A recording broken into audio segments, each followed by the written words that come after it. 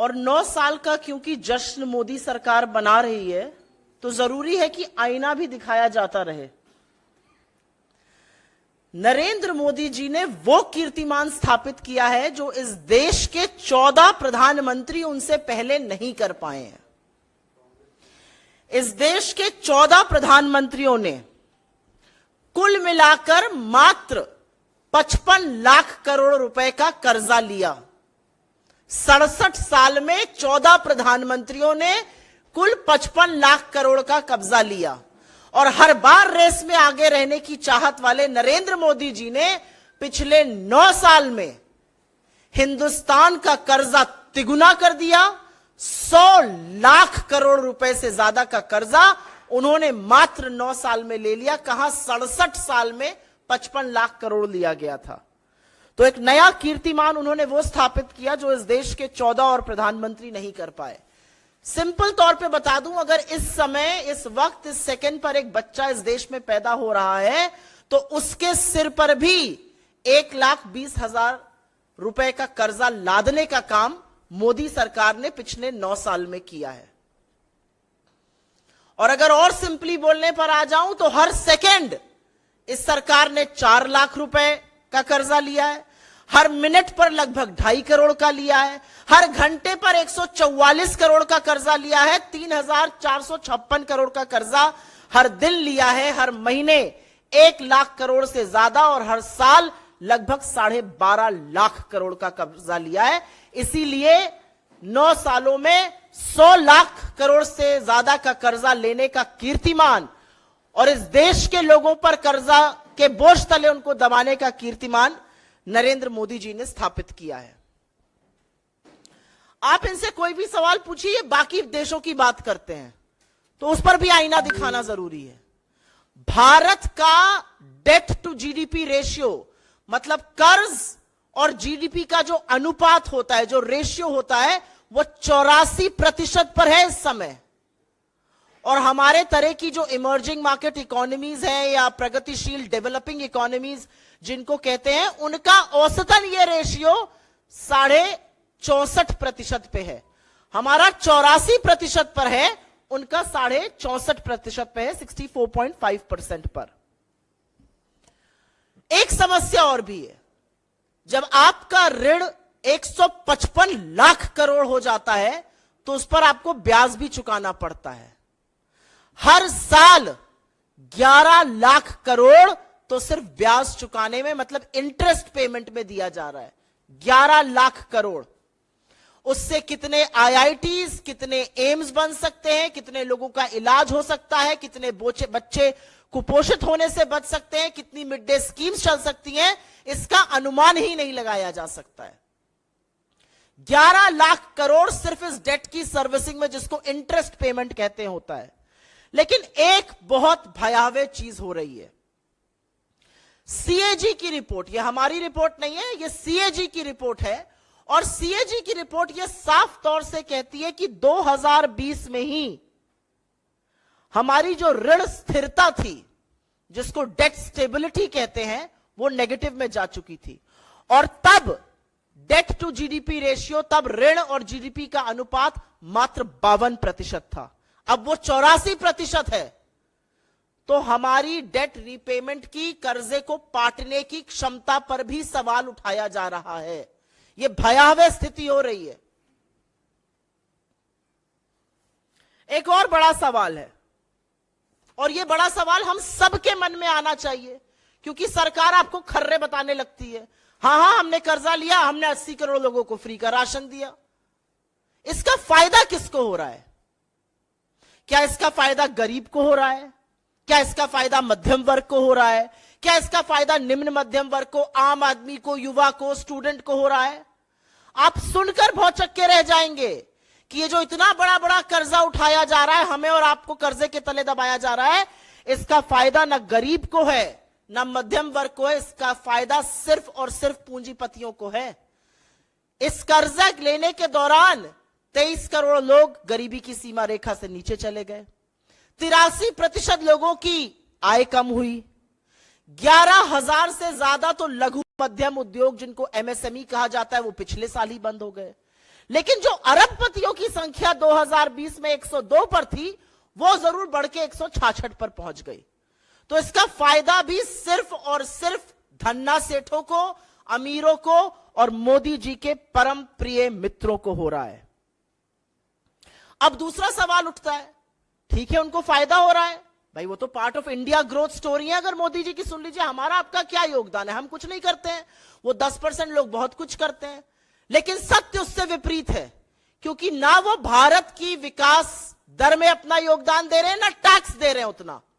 Tax वसूली हमसे, आपसे, गरीबों से, निम्न मध्यम वर्ग से करी जा रही है, कर्जा हमारे ऊपर लादा जा रहा है और सारा का सारा लाभ पूंजीपतियों को मिल रहा है।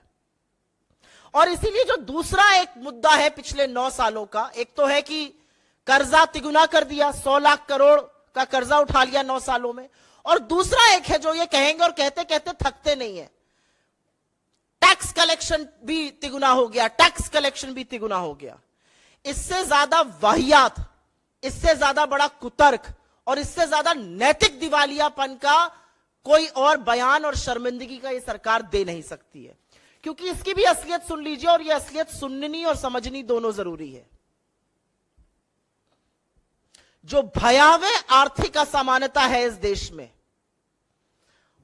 उसका नतीजा है कि जो सबसे निचला 50% इस देश का तबका है, अगर इस देश की आबादी को 2 हिस्सों में बांट दिया जाए, 50% अमीर और 50% सबसे निचला तबका, तो जो 50% सबसे निचला तबका है वो जीएसटी कलेक्शन का 64% पैसा दे रहा है। सबसे गरीब 50% जीएसटी का 2/3 से ज्यादा पैसा दे रहा है, 64%। मध्यम वर्ग 40% जीएसटी का पैसा दे रहा है। लेकिन क्या आप यह सुनकर भौचक्के रह जाएंगे कि जो 10% लोग जिनके हाथ में हिंदुस्तान के 80% संसाधन और संपत्ति है, वो मात्र 3 से 4% समूचे जीएसटी कलेक्शन का पैसा दे रहे हैं। सबसे गरीब 50% इस देश की जनता सारे जीएसटी का 64% दे रही है। उनके पास इस देश की मात्र 3% संपत्ति है, और जिन 10% की इस देश की 80% संपत्ति पर कब्जा करके बैठे हैं, वो मात्र 3% जीएसटी कलेक्शन का दे रहे हैं। क्योंकि एक बात साफ है, और ये पानी की तरह साफ है, कि आटा, दही, दवाई, पढ़ाई, इन सब पर जीएसटी लगाकर जो वसूली सरकार कर रही है, उसका खामियाजा तो गरीब आदमी को भुगतना पड़ रहा है, उसका खामियाजा तो मिडिल क्लास को भुगतना पड़ रहा है। धन्ना सेठ तो सब मस्त है, लेकिन सरकार सब कुछ जानते बूझते हुए भी सिर्फ और सिर्फ छुपाने पर तथ्यों को तुली हुई है। ये सारी चीजें कोई आइसोलेशन में नहीं हो रही हैं। इन सारी चीजों का अर्थव्यवस्था पे प्रभाव पड़ रहा है। हिंदुस्तान की अर्थव्यवस्था का सबसे इंपॉर्टेंट जो पार्ट है वो कंजम्पशन, मतलब उपभोग होता है। हमारा उपभोग जीडीपी का 61.1% था वित्तीय वर्ष 2022 में, वो गिरकर 60% पर आ गया है अभी हाल ही के जीडीपी डेटा में, जिसको लेकर ये कसीदे पढ़ रहे थे। ये बहुत बड़ा भयावह स्थिति है कि देश के लोग गरीबी के चलते, महंगाई के चलते, टैक्स वसूली के चलते कम कंज्यूम कर रहे हैं, कम उपभोग कर रहे हैं। यह गरीबी का सबसे बड़ा सूचक होता है। और आपकी जानकारी के लिए हमने इस मंच से पहले भी साझा किया, अभी भी साझा कर देते हैं। वसूली तो आप ही की जेबों से हो रही है, डाका तो आप ही के पर्स पे पड़ रहा है, आप ही के घर के बजट पर पड़ रहा है। इस देश में अगर परचेजिंग पावर ऑफ रुपी की पैरिटी से देखा जाए तो सबसे महंगी दुनिया की रसोई गैस भारत में बिक रही है, तीसरा सबसे महंगा पेट्रोल भारत में बिक रहा है, 8वां सबसे महंगा डीजल भारत में बिक रहा है। तो भैया अच्छे दिन किसके आए हैं? कहां है वो मायावी अच्छे दिन जो आ ही नहीं पाए हैं? कर्जे के तले हम दबे हैं, उपभोग हम कम कर रहे हैं, महंगाई से हम त्रस्त हैं, लगातार पेट्रोल, डीजल, एलपीजी के दामों को बढ़ाया जा रहा है। और अंत में एक बात मैं ये जरूर कहूंगी कि ये कहनी जरूरी है कि जो टैक्स वसूली हो रही है, चाहे वो जीएसटी के थ्रू हो, चाहे वो एक्साइज ड्यूटी, फ्यूल के थ्रू हो, जहां पर आपको महंगा एलपीजी, महंगी पेट्रोल, महंगी डीजल, और डीजल के महंगे होते बाकी फल, फ्रूट, सब्जी जो सब महंगी है, उसका प्रभाव आम आदमी पर पड़ रहा है, उसका प्रभाव मोदी जी के मित्र मंडली पर नहीं पड़ रहा है, धन्ना सेठों पर नहीं पड़ रहा है। और इसीलिए अंत में हम यह जरूर कहना चाहते हैं कि गुजरात के मुख्यमंत्री रहते हुए बड़ी बड़ी बातें करते थे मान्यवर। बातें तो ऐसे ही करते थे कि दिल्ली में बैठी हुई एक इनकॉम्पिटेंट करप्ट सरकार है। वो अलंकार, वो नाकामी के, वो निकम्मेपन के, वो भ्रष्टाचार के अलंकार अब मोदी सरकार से ज्यादा अलंकृत किसी को नहीं करते हैं। और इसीलिए हम इस मंच से मांग करते हैं कि इस देश को कर्जे के तरह दबाने के लिए, इस देश में टैक्स वसूली के चलते, इस देश में जो आर्थिक असमानता बढ़ी है, जो अर्थव्यवस्था पूरी तरह से ध्वस्त हो चुकी है, जो ना आप सुर्खियों से ठीक कर सकते हैं, ना आप व्हाट्सएप फॉरवर्ड से ठीक कर सकते हैं, उसको ठीक करने के लिए तो आपको आर्थिक प्रबंधन पर ध्यान देना होगा। लेकिन इस मंच से हम एक श्वेत पत्र की मांग करते हैं, क्योंकि भयावह स्थिति भारत की इकोनॉमी की है और उसका जवाब जरूर मिलना चाहिए। I will very briefly make a statement in English on this. This is an extremely important matter and should be a matter of public discourse. Mr. Modi has done the unthinkable. 14 Indian prime ministers before him in the last 67 years amounted to a debt burden of only 55 lakh crore rupees. Mr. Modi in the last 9 years has trebled India's debt burden. Not doubled it, but trebled India's debt burden to 155 lakh crore rupees. He himself in the last 9 years has amassed a debt burden of 100 lakh crore rupees. A child being born at this second is bearing a debt burden of 1,20,000 rupees. This government is borrowing 4 lakh rupees every second. This government is borrowing almost 2.5 crore rupees every minute. And that has amounted to 100 lakh crore rupees in the last 9 years. That's the kind of debt burden that we are reeling under. And each time you show them the mirror, they will talk about foreign economies. They will talk about other countries. So let's show them the mirror once again. India's debt to GDP ratio is at a massive 84%. For emerging market economies, for developing economies, an average debt to GDP ratio is at 64.5%. Why is our debt ratio so alarming? And let me also tell you, 11 lakh crore rupees, 11 lakh crore rupees are being paid as interest to service this debt. And according to the CAG's own report, debt burden may become an issue going forward. According to the CAG, India's debt to GDP ratio in 2020 was at 52%. That has gone up to 84%. In 2020, our debt servicing capacity had turned negative. So imagine where would it be now. I also want to raise a very important question. Who is benefiting from this high debt? Is it India's poor? Is it India's middle class? Is it people like you and me? Is it the service class? Are these the students? No. Because 23 crore people in India are reeling under the below poverty line. 83% of Indians have seen their incomes go down. 11,000 MSMEs have shut in the last 1 year alone. And that's a constant trend. But the number of billionaires in India has certainly gone up from 102 in 2020 to 166 in 2022. And they are the biggest beneficiaries of this debt. But are they playing their role in the India story? Are they servicing? Are they paying higher taxes?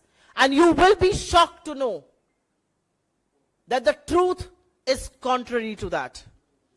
India's middle class, India's poor are saddled with debt burden that has trebled.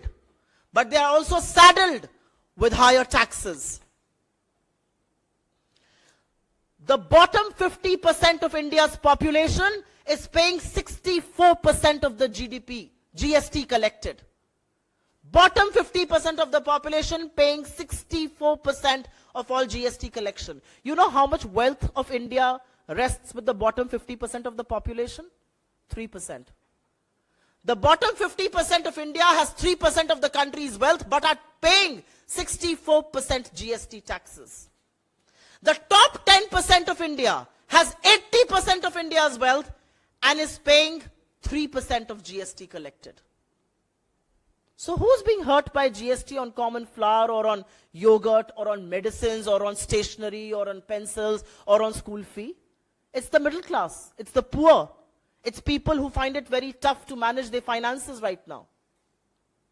And what is being done about them? Nothing. They are being made to pay more. They are being coaxed to pay higher taxes. This government can give you a relief by reversing the steep excise duty structure, but they have not. Indians continue to pay the highest bill for LPG in the world. Our petrol is the third costliest. Our diesel is the eighth costliest. Does it matter to the 10% rich? No, it doesn't. It matters to people like you, me. It matters to the middle class Indians. It matters to the poor. It matters to people who are finding it very tough to make ends meet.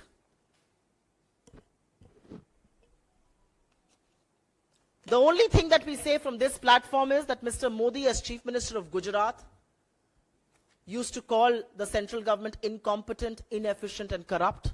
And I think those three adjectives fit the Modi government, and Mr. Modi no better than any other. Because economic mismanagement of this government has resulted in a ruined Indian economy. It has resulted in high prices. It has resulted in high inflation. It has resulted in high unemployment. And it has now resulted in massive debt burden that the country is facing. And so, I will only say that Indian economy cannot be managed by managing headlines.